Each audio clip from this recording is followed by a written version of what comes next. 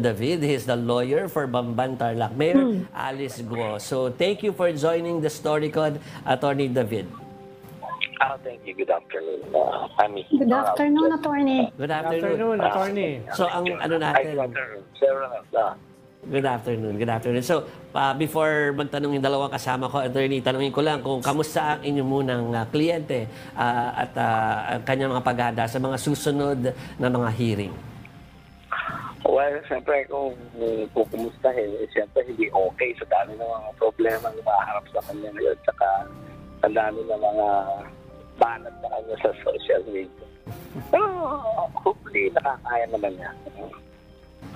She's the most memeable person yata ngayon, eh, no? Ang dami niyang memes, eh. May mga TikTok pa. Yung masakit doon, na-judge na siya ng ating mga kababayan nang wala pa nga siyang formal investigation. Diba? Medyo judgmental kasi yung mga kababayan natin, eh. Nakikita ka agad, yun na, naniwala na agad. Ganun, eh. Ma'am Ami. Attorney, you're his lawyer for what? I mean, is she thinking of legal action against certain personalities? Well, ang legal kasi, naantay natin kung magpa-file sila ng mga actions ng government. Yes, didepensa tayo. Yun na lang naman magagawa natin, dumipensa sa mga isasampa sa kanyang mga kaso. Okay. So for defensive lang yan para sa kanya. Hindi siya nagbabalak na siya yung magdidemanda. Na kasi merong mga nagsasabi na dapat parang ino-oppress na siya ngayon, eh. Ganun ba nararamdaman niya? Is she even considering it na magdemanda rin? Well, as a law firm, we are already considering that. Pero very ano lang, eh.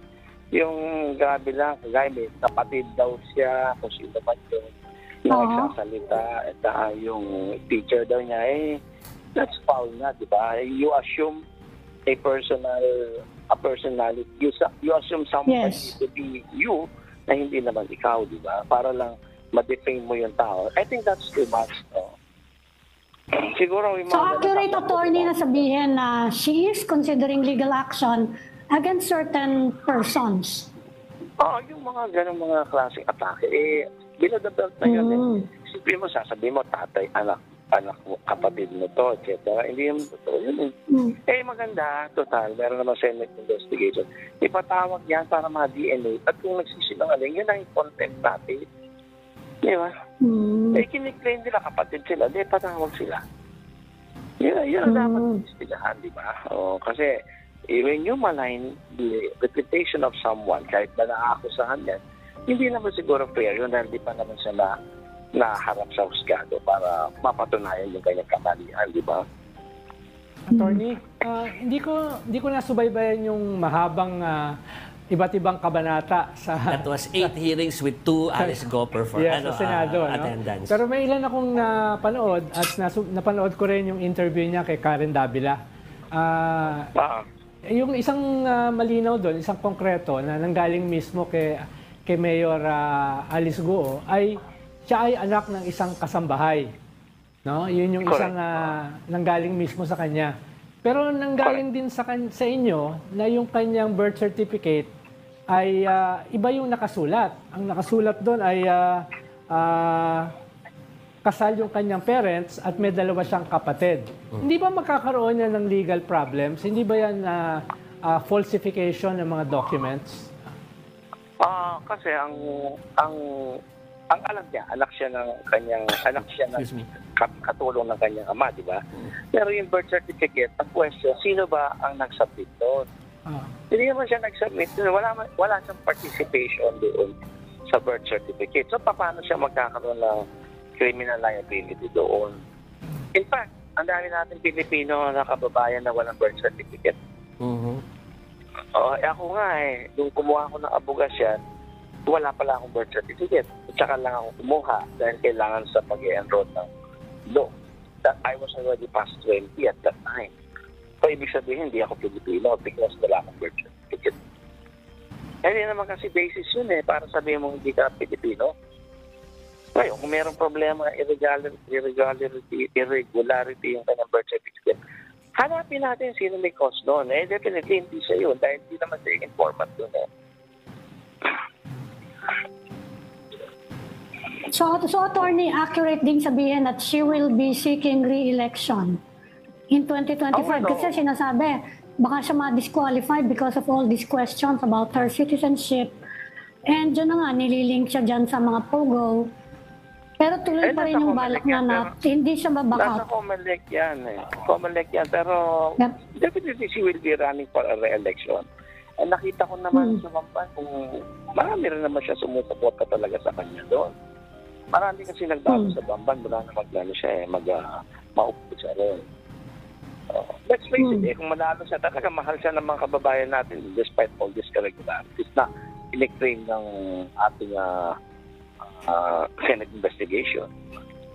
Ang tao pa ang final judgment, ang final judge kung sino talaga yung nagmamalasakit sa kanila. Malalaman natin yan kung tumakbo siya, manalo siya. Vindicated yung bayan, di ba? Mahirap naman isapres mo yung tao, hindi mo patakbuhin, pala gusto ng tao. How can you prove na talagang siya? Unless, talagang political maneuvering lang to, na ayaw talaga siya patakbuhin. Kung ako para takbuhin ko yan, para malaman mo kung talagang mahal siya ng tao, talaga bang kinikilala siya ng kanyang mga kababayan. Di ba yan ang absolute ultimate test kung gusto siya ng tao. Attorney, ano bang present status niya ngayon? Meron bang moves yung DILG to suspend her?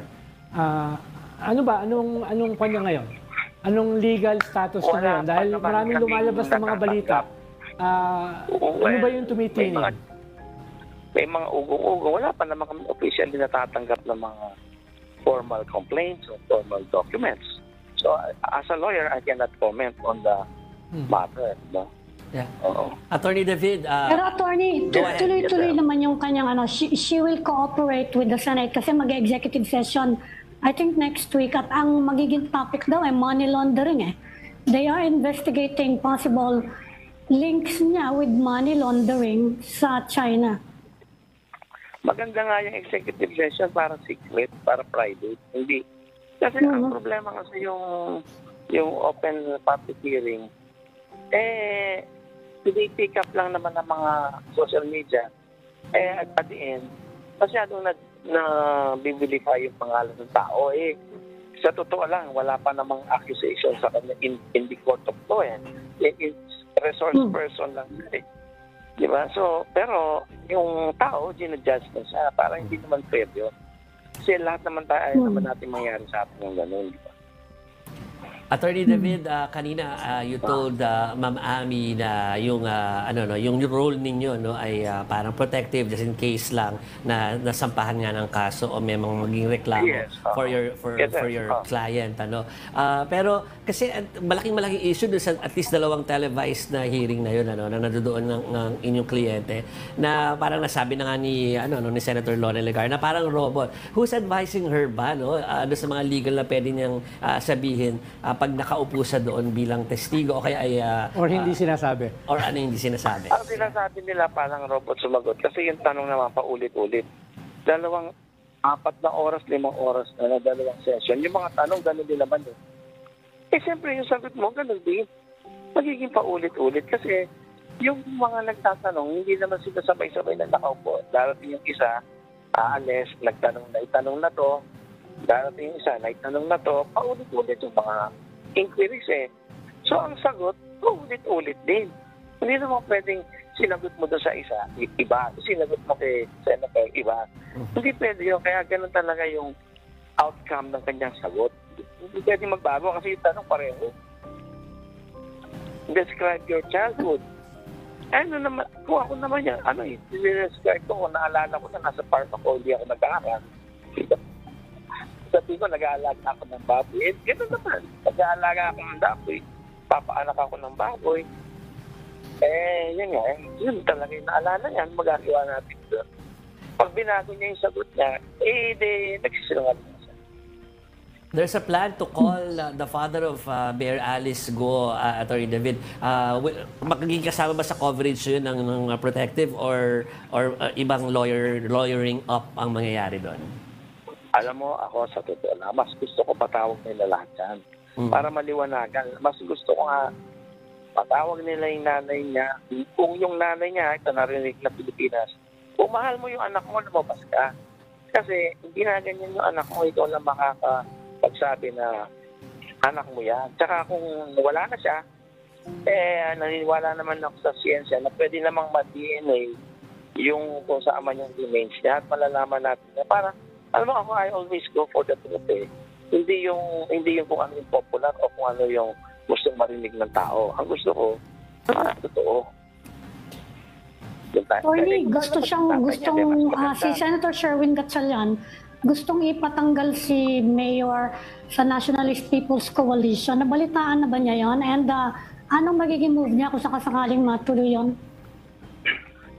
Actually, hindi ko alam yan. Pero independent naman siya ever since. Kung tatanggalin siya, ano yan ng leadership, wala rin siya magagawa dyan. Pero akong alam yan. Okay. Anything else? Okay, we would like to thank Attorney Stephen David for the lawyer of Bamban Tarlac, Mayor Alice Go, for joining our program this afternoon. Thank you, Attorney. Salamat, Ma'am. Thank you, Ann, Sir Attorney. Rona. Thank you.